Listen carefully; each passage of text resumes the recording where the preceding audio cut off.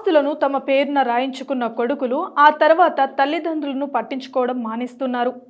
ఇంట్ల నుంచి వెళ్ళగొడుతున్నారు. ఇలాంటి ఘటనలు అనేకం వెలుగు చూస్తున్నాయి.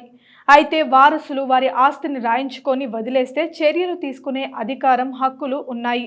సీనియర్ సిటిజన్లు తమ ఆస్తిని తిరిగి పొందేందుకు చట్టాలు ఉన్నాయి. గిఫ్ట్ డీడ్స్ చేయించుకుంటే రద్దు చేయించేందుకు అవకాశాలు ఉన్నాయి.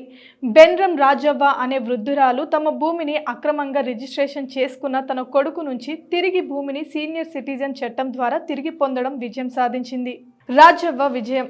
సిద్దిపేట జిల్లా నంగనూరు మండలం ముందురాయి గ్రామానికి చెందిన బెన్రమ్ రాజవ్వను ఆమె పెద్ద కుమారుడు ఎలాంటి వివరాలు చెప్పకుండా రిజిస్ట్రేషన్ తహసీల్దార్ ఆఫీస్కు తీసుకెళ్లాడు.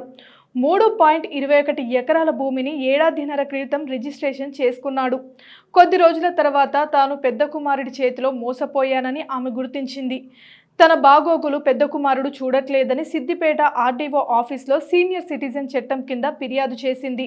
సదరు ఆర్డీఓ ఆర్డర్ని సంబంధించి 1 సంవత్సర కాలం ప్రభుత్వ ఆఫీసుల చుట్టూ తిరిగింది.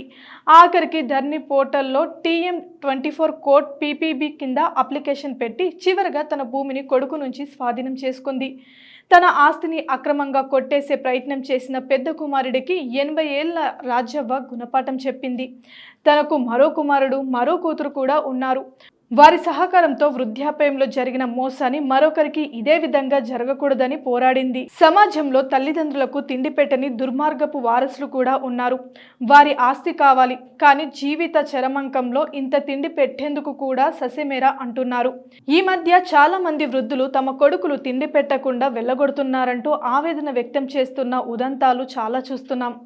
తల్లిదండ్రుల ఆస్తులను రిజిస్ట్రేషన్ చేసుకొని వారి బాగోగులు చూడకపోతే ఎవరైనా సీనియర్ సిటిజన్స్ కింద కేసు వేసినట్లయితే భూములు రిజిస్ట్రేషన్లు, గిఫ్ట్ రిజిస్ట్రేషన్లు నిలుపుదల చేసే అధికారం, రద్దు చేసే అధికారం ఆర్టీఓలకు ఉంది. చట్టాన్ని ఉపయోగించుకోవాలి.